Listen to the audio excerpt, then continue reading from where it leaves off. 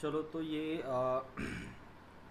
पिछले लेक्चर में अपन ने जो आपका सेल्स ऑफ इम्यूनिटी सिस्टम है या सेल्स ऑफ इम्यून सिस्टम है, इसको हमने पढ़ा था, ठीक है। जिसमें टी सेल और बी सेल को हमने कवर किया था। उसके बाद नेक्स्ट है आपका नेचुरल किलर सेल,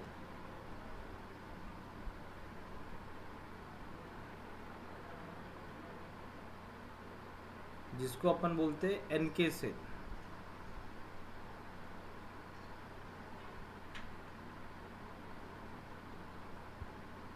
ठीक है, तो एनके सेल जो है इसको नल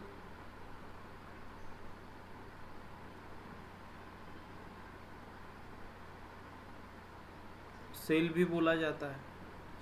नल सेल क्यों बोला जाता है? क्योंकि आपके जो भी B cell receptor and T cell receptors होते हैं, ये यहाँ पे अपसेट होते हैं। तो ये आपका B C R negative and T cell receptor negative है, इसलिए इनिशियली इसको नल सेल बोला जाता था। ठीक है, बट ये रिसेप्टर के अलावा भी आपके नेचुरल किलर सेल के ऊपर अलग अलग रिसेप्टर्स होते हैं।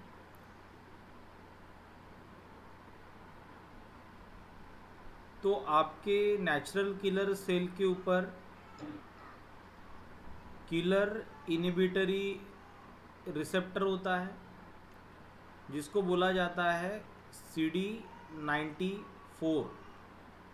ठीक है, उसके बाद में इसके सरफेस के ऊपर एक्टिवेटिंग रिसेप्टर होते हैं।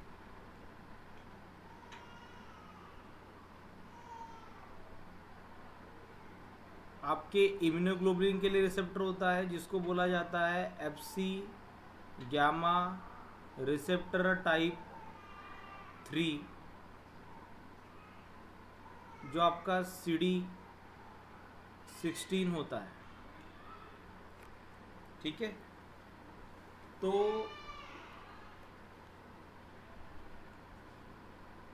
नेचुरल किलर सेल जो है, इसके ऊपर आपका इम्यूनोग्लोबुलिन के लिए रिसेप्टर तो है, बट ये कौन सा है आपका CD16, जिसको अपन बोल रहे हैं FC गैमा रिसेप्टर टाइप 3।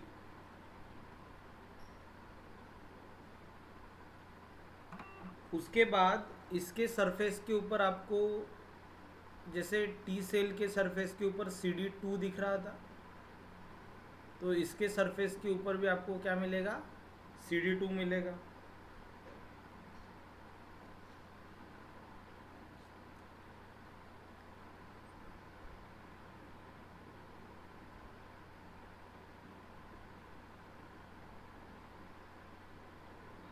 उसके बाद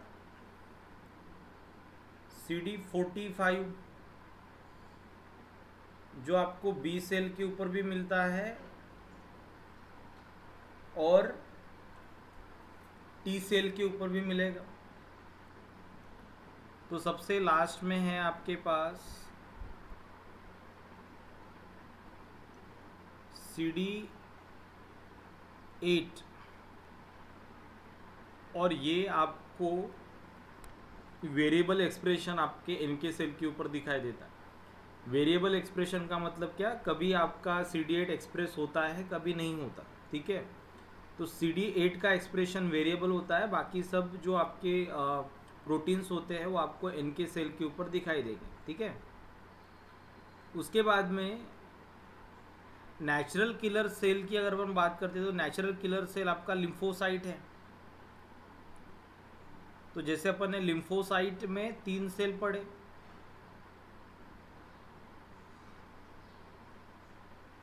एक पढ़ा अपन ने बी सेल,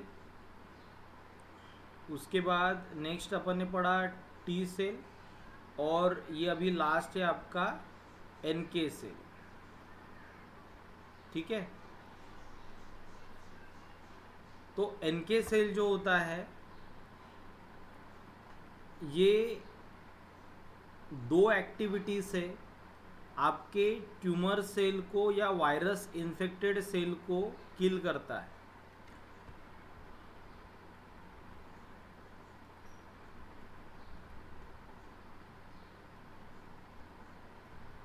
तो it act against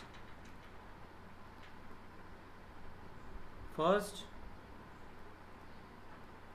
tumour cell and second है आपका वायरस इन्फेक्टेड से। तो जैसे अपन ने कैंसर में एक्स्ट्रावाइजेशन प्रोसेस पढ़ा था, तो ट्यूमर सेल जब आपका टिश्यू से ब्लड में माइग्रेट करता है, प्रोसेस को अपन ने बोला था मेटास्टेसिस। तो जब आपका ट्यूमर प्रोटीन ब्लड में एंटर करता है, तो ब्लड में एंटर करने के बाद में नेचुरल किलर सेल जो होता है ये ट्यूमर सेल को किल कर सकता है।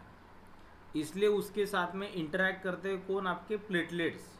और प्लेटलेट्स अगर आपके ट्यूमर सेल के सरफेस के ऊपर अगर एक कोटिंग बनाते हैं, एक प्रोटेक्टिव लेयर बनाते हैं, तो आपका नेचुरल किलर सेल उसको रिकॉग्नाइज नहीं कर सकता। बट सबसे पहले आपका ट्यूमर सेल जब ब्लड में एंटर करेगा, तो वहाँ पे आपके नेचुरल किलर सेल आपके 99.99% ट्यूमर सेल को रिकॉग्नाइज करके उसको किल कर देता है।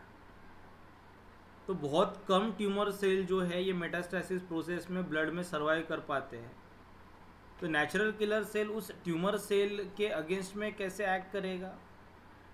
तो सबसे पहले आपका ये ट्यूमर सेल हो या वायरस इन्फेक्टेड सेल हो, दोनों सेल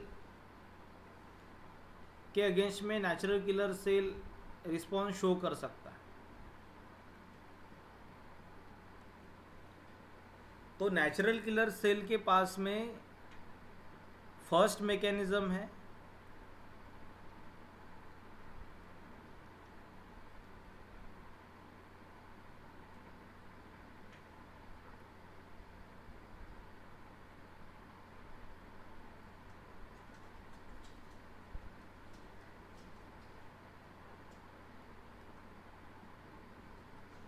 तो इट रिमूव ट्यूमर सेल और virus infected cell by the two mechanism. First है आपका recognition of MSC class 1 and glycoproteins. तो सेकेंड मैकेनिज्म है आपका antibody dependent cell mediated cytotoxicity, ADCC, antibody dependent cell mediated cytotoxicity. तो आपका जो first mechanism है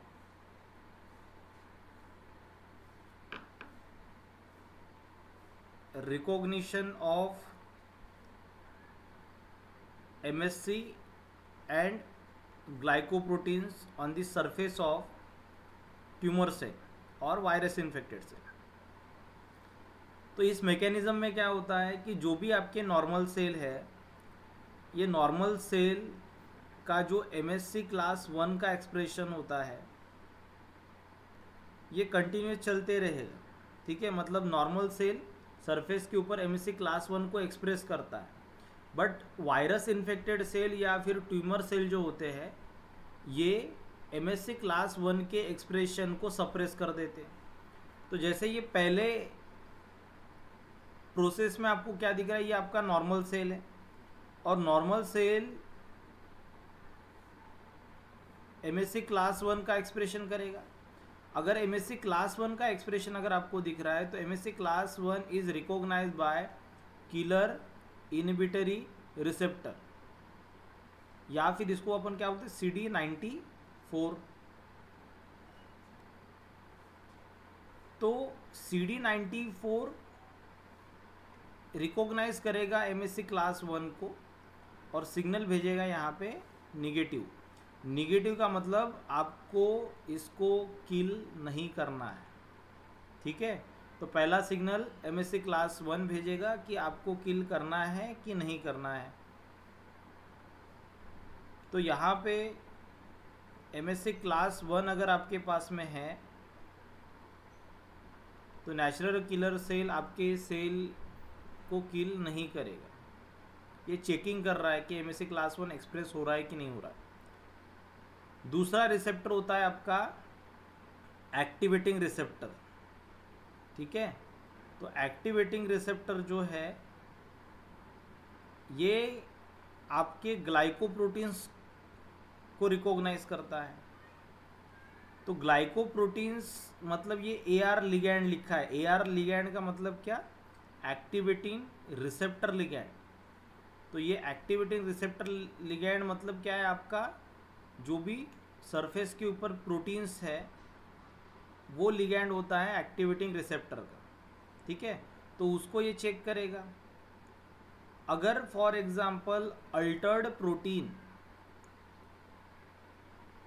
कोई सेल एक्सप्रेस कर रहा है तो एक्टिवेटिंग रिसेप्टर एक्टिवेट होगा और ये सिग्नल भेजेगा किसके लिए? आपकी किलिंग के लिए, कि आपको सेल को किल करना है, क्योंकि ये सरफेस के ऊपर अल्टर्ड प्रोटीन को एक्सप्रेस कर रहा है। बट अगर एमएससी क्लास 1 अगर अच्छे से एक्सप्रेशन शो कर रहा है तो इसका मतलब आपका सेल अभी भी ट्यूमर सेल में कन्वर्ट नहीं हुआ है, अभी भी वो सेल हमारे काम का है, तो इसका हम किलिंग नहीं करेंगे, ठीक है।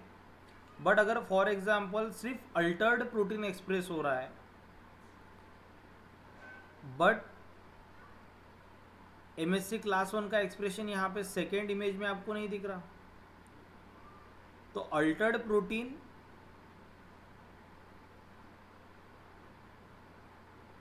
यहाँ पे प्रेजेंट है बट एमएससी क्लास 1 का एक्सप्रेशन नहीं हो रहा है। एमएससी क्लास 1 का अगर एक्सप्रेशन नहीं हो रहा है मतलब किलर इनिबिटरी रिसेप्टर एक्टिवेट नहीं होगा। किलर इनिबिटरी रिसेप्टर अगर आपका एक्टिवेट नहीं होता तो निगेटिव सिग्नल नहीं जाएगा, मतलब नो किलिंग वाला सिग्नल नहीं जाएगा। यहाँ पे सिर्फ सिग्नल कौन सा जा रहा है? किलिंग वाला। किलिंग वाला सिग्नल जा रहा है मतलब अभी आपको ये सेल को किल करना है। समझ में आया क्या? तो अभी आपको ये सेल को क्या करना है? किल करना है। कब? जब एमएससी क्लास 1 का एक्सप्रेशन आपका बंद हो जाएगा। तो फर्स्ट की ये एमएससी क्लास 1 के एक्सप्रेशन को शो नहीं कर रहा है, ये एमएससी क्लास 1 का एक्सप्रेशन शो कर रहा है। अगर एक्सप्रेशन शो कर रहा है तो यहाँ पे किलिंग नहीं होगा, ठीक है। और अगर एक्सप्रेशन नहीं कर रहा है तो यहाँ पे किलिंग होगा, ठीक है। ये हो गया आपका first mechanism, that is recognisation of MSC 1 and surface glycoproteins और altered antigen of tumour cell और वायरस इन्फेक्टेड सेल। दूसरा मैकेनिज्म हमें पढ़ना है एडीसीसी, ठीक है। तो एडीसीसी का मतलब अपन ने क्या बोला था? Antibody dependent cell mediated cytotoxicity.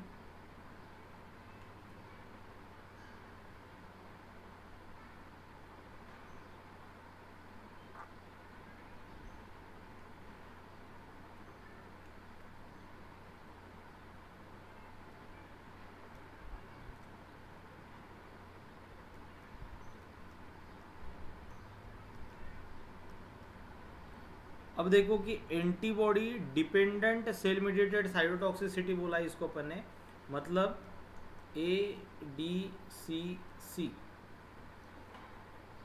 ADCC जो है ये मैकेनिज्म पूरा एंटीबॉडी के ऊपर डिपेंड करता है। जैसे फॉर एग्जांपल कोई भी ट्यूमर सेल या वायरस इन्फेक्टेड सेल जो है ये सबसे पहले क्या करता है? वायरल प्रोटीन को या अल्टर्ड जो आपके ट्यूमर प्रोटीन्स होते हैं उसको सरफेस के ऊपर एक्सपोज करता है और उसके अगेंस्ट में हमारा इम्यून सिस्टम एक्टिवेट होता है। तो ट्यूमर और वायरस इन्फेक्टेड सेल जो है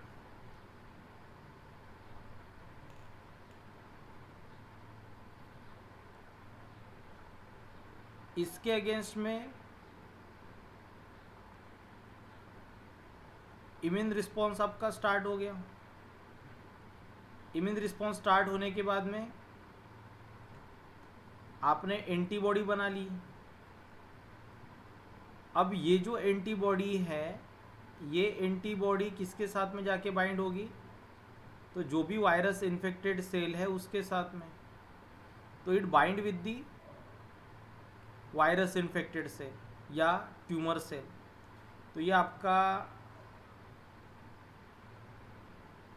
ट्यूमर सेल या वायरस इन्फेक्टेड सेल, जिसके सरफेस के ऊपर ये आपके अलग अलग एंटीजेंस हैं और इसके अगेंस्ट में अपन ने एंटीबॉडी बनाई है।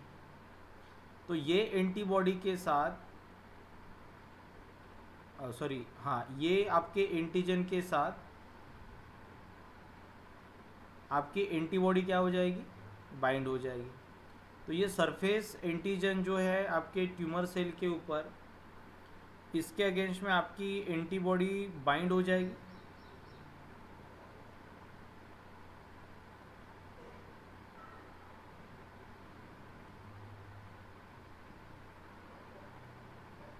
तो ये आपका एंटीजन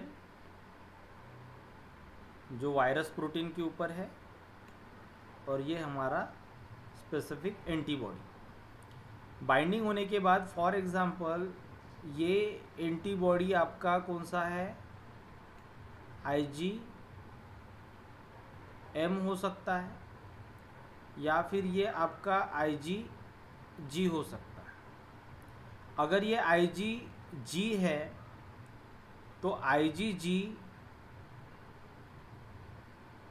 का रिसेप्टर हमारे नेचुरल किलर सेल के ऊपर होता है। तो ये आपका नेचुरल किलर सेल, ठीक है।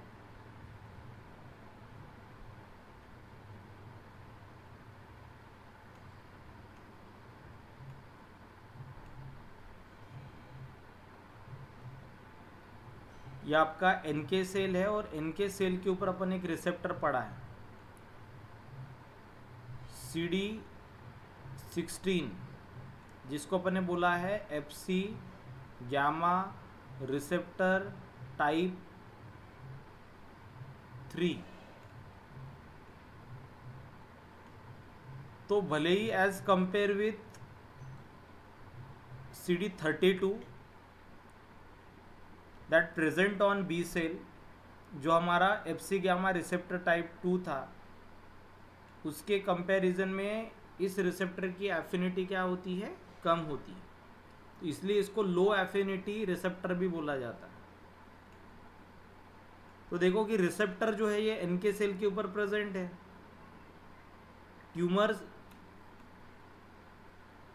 ट्यूमर सेल जो है या वायरस इन्फेक्टेड सेल जो है, इसके साथ एंटीबॉडी बाइंड हो गई और बाइंड होने के बाद में आपकी एंटीबॉडी इंटरैक्ट करेगी किसके साथ? इसके रिसेप्टर के साथ। तो नेचुरल किलर सेल के पास में IgG के लिए हमने रिसेप्टर्स रखे। तो ये रिसेप्टर आपका जाके बाइंड हो जाएगा किसके साथ में? रिसेप्टर के साथ में। अगर ये बाइंडिंग करता है तो इंटरेक्शन होगा, ठीक है। और इंटरेक्शन होने के बाद में नेचुरल किलर सेल का एक्टिवेशन। तो एक्टिवेशन ऑफ NK सेल, और NK सेल का अगर एक्टिवेशन होता है तो जो भी ग्रैन्यूल्स में इसने फार्माकोलॉजिकली एक्टिव कंपोनेंट को स्टोर करके रखा था, उसको ये क्या करेगा? सिक्रेट करेगा। तो यहाँ पे आपका सिक्रीशन होगा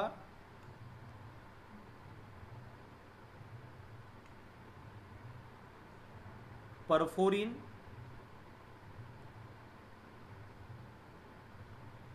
और ग्रैनेंजाइम। परफोरिन जो है ये आपका पोर फॉर्मिंग प्रोटीन होता है।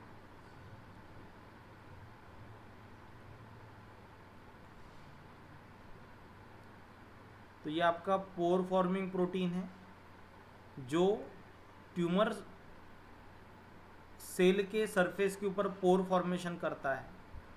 तो ग्रैनेंजाइम जो है ये एक प्रोटीएज है जो एपोप्टोसिस वाले पाथवे को एक्टिवेट करता है। ठीक है, तो इन दिस वे आपका जो नेचुरल किलर सेल है ये एडीसीसी मैकेनिज्म से क्या करता है, आपके ट्यूमर सेल और वायरस इन्फेक्टेड सेल को किल कर सकता है। यहाँ तक अगर किसी को डिफ़िकल्टी होगी तो आप पूछ सकते हैं।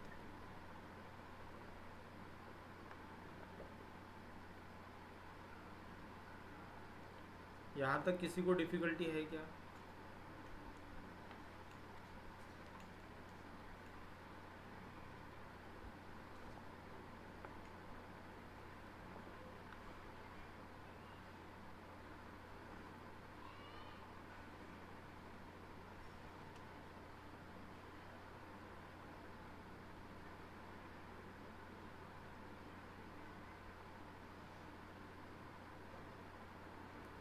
नहीं है ना? उसके बाद में लास्ट ये हो गया आपका ट्यूमर सेल जो है इसको किल करने का मैकेनिज्म। परफोरिन पोर फॉर्मेशन करेगा और ग्रैनेंजाइम क्या करेगा, एपोप्टोसिस वाले पाथवे को एक्टिवेट करेगा। तो कैसे, परफोरिन का पोर फॉर्मेशन होने के बाद में ग्रैनेंजाइम एंटर करेगा through the pore into the cytoplasm of tumour cell और वहाँ पे फिर वो आपके एपोप्टोसिस वाले पाथवे को एक्टिवेट करेगा। ठीक है, सबसे लास्ट में आपके पास में होता है ट्यूमर निक्रोसिस फैक्टर, और ट्यूमर निक्रोसिस फैक्टर जो है ये भी आपके सिक्रीशन में सिक्रीट किया जाता है जो साइटोटॉक्सिक एक्टिविटी शो करता है ऑन द ट्यूमर सेल। ठीक है, यहाँ तक किसी को डिफ़िकल्टी है क्या?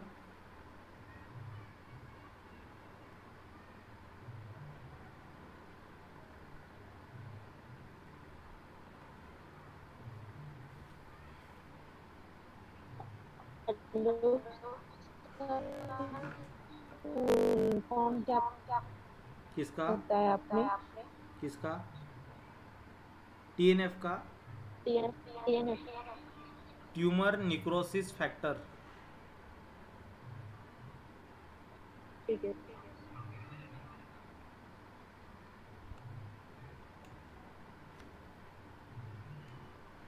ठीक है, उसके बाद में नेक्स्ट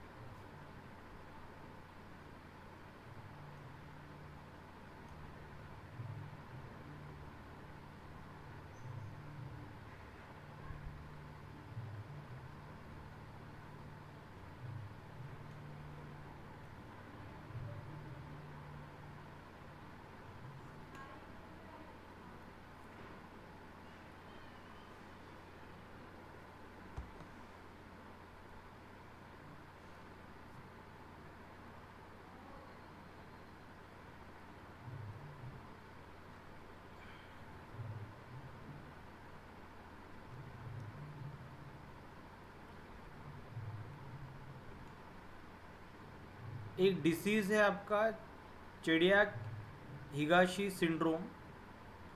ये आपका ऑटोजोमल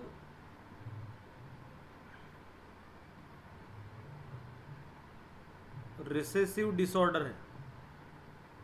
ठीक है, तो जैसे नेचुरल किलर सेल का इम्पोर्टेंस अगर अपन यहाँ पे कंसिडर करते तो नेचुरल किलर सेल का इम्पोर्टेंस क्या है, तो natural killer cell tumour cell के अगेंस्ट में एक्ट कर रहा है। बराबर।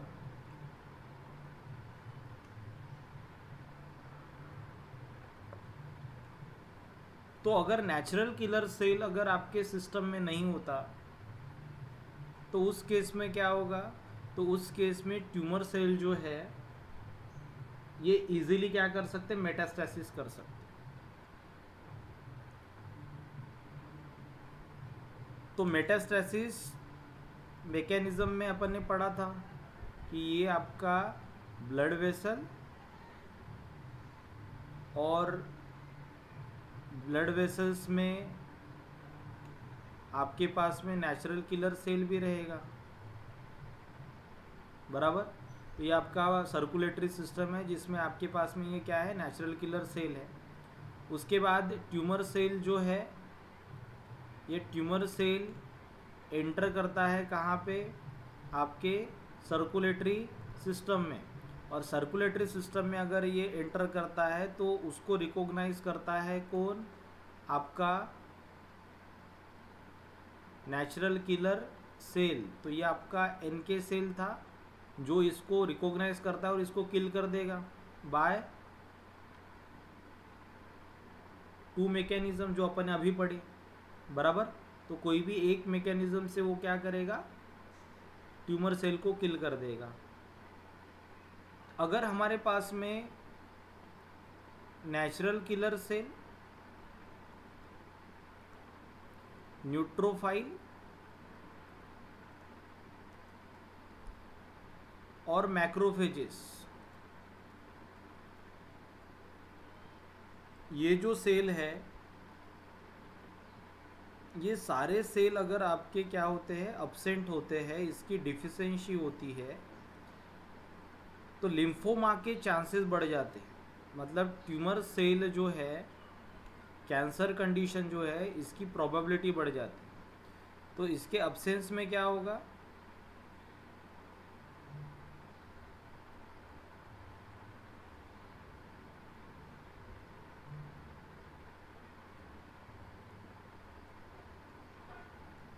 लिम्फोमा की प्रोबेबिलिटी बढ़ती है। लिम्फोमा यहाँ पे आपका कंडीशन डेवलप होता है। लिम्फोमा मतलब कैंसर ऑफ अपन किसका बोलते हैं, लिम्फोसाइट्स, है ना। तो इस केस में आपका जो एनके सेल है, न्यूट्रोफाइल है, मैक्रोफेजेस है, इसका अगर डिफिशिएंसी होता है तो कंडीशन को बोला जाता है लिम्फोमा। और यहाँ पे इसके लिए स्पेसिफिक अपन ने सिंड्रोम का नाम दिया है, चिडाक हिगाशी सिंड्रोम, ठीक है। तो इसके ऊपर 2 मार्क के लिए क्वेश्चन आता है कि किसका, कौन से सेल के डिफिशिएंसी के कारण ये आपका डिसीज होगा, ठीक है। उसके बाद नेक्स्ट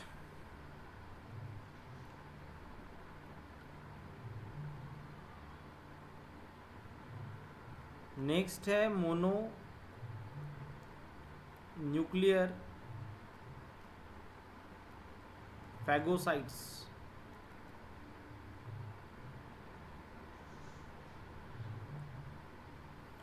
मोनोन्यूक्लियर फैगोसाइट्स की अगर आप बात करोगे तो यहाँ पे फर्स्ट फिर से आपको हिमेटोपोइसिस के ऊपर जाना पड़ेगा। हिमेटोपोटिक स्टीम सेल जो है ये आपका 2 लाइनेज में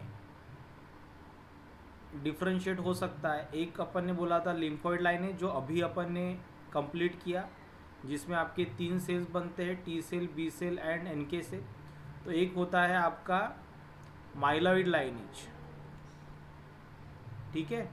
माइलॉइड लाइनेज में आपके पास में अगर granulocyte, monocyte, colony stimulation factors होते हैं, ठीक है, तो in presence of granulocyte, monocyte, colony stimulation factor, उसके बाद मोनोसाइट कॉलोनी स्टिमुलेशन फैक्टर, तो ये सेल आपका डिटरमाइंड होता है फॉर दी मोनोसाइट। तो ये आपका मोनोसाइट प्रोजेनेटर सेल में डिफ्रेंशिएट हो गया। मोनोसाइट प्रोजेनेटर सेल जो है ये एंटर करता है कहाँ पे, आपके सर्कुलेटरी सिस्टम में, मतलब ब्लड में, ठीक है। अब ये आपका एंट्री करता है ब्लड में। ब्लड में एंट्री करने के बाद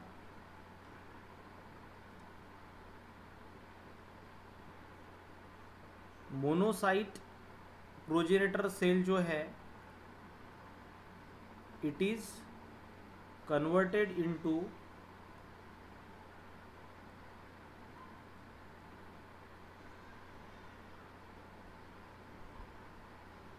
matured cell called as monocyte. ठीक है, तो मोनोसाइट जो है इसकी ऑर्गेनल कॉम्प्लेक्सिटी कम होती है, मतलब endoplasmic reticulum, Golgi complex, mitochondria उतने ज़्यादा आपके डेवलप नहीं होते, उतने ज़्यादा नंबर में ये प्रेजेंट नहीं होते। ठीक है, उसके बाद में इसका साइज जो है ये बहुत कम छोटा होता है। ठीक है, मोनोसाइट जो है ये 8 आवर के लिए आपके सर्कुलेशन में आपको मिलेगा एंड आफ्टर 8 आवर्स ये एंटर करता है कहाँ पे, टिश्यू में। तो आफ्टर 8 आवर ये टिश्यू में अगर एंटर करता है तो यहाँ पे आपके पास में इसका कन्वर्शन हो जाता है किसमें, मैक्रोफेजेस में। मैक्रोफेजेस जो है इसका साइज 5 to 10 टाइम्स बढ़ जाता है एज कंपेयर विथ मोनोसाइट। उसके बाद में endoplasmic reticulum and other organelles जो है इसका कॉम्प्लेक्सिटी बढ़ जाता है। मैक्रोफेजेस आपका टिश्यू वाला फॉर्म होता है और मोनोसाइट जो है ये आपका ब्लड फॉर्म है। ठीक है, तो मोनोसाइट आपके ब्लड में प्रेजेंट है, तो मैक्रोफेजेस कहाँ पे प्रेजेंट है, आपके टिश्यू में। मैक्रोफेजेस जो है ये पर्टिकुलर टिश्यू में आपका ट्रांसपोर्ट किया जाता है या फिर ये कंटिन्यूसली ट्रांसपोर्ट करते रहता है। तो ऑन द बेसिस ऑफ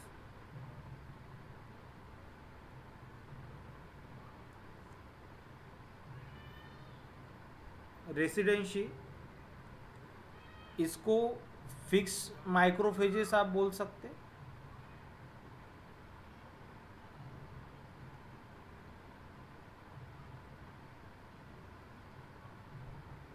ठीक है, या फिर मोबाइल माइक्रोफेजेस आप इसको बोल सकते हो। ठीक है, और इसको बोला जाता है फ्री मैक्रोफेजेस। तो पर्टिकुलर टिश्यू में ये आपके अगर फिक्स हो चुके हैं, मतलब वहाँ से माइग्रेट नहीं कर रहे, तो अपन उसको क्या बोलेंगे, फिक्स। अगर टिश्यू टू टिश्यू ये माइग्रेट कर रहे हैं कंटिन्यूसली तो उसको अपन क्या बोलेंगे, फ्री और वंडरिंग माइक्रोफेजेस। ठीक है कि यहाँ तक। उसके बाद में नेक्स्ट, तो ये आपका कौन से टिश्यू में प्रेजेंट है उसके बेसिस पे हम इसको अलग अलग टाइप में क्लासीफाई करते हैं। ठीक है,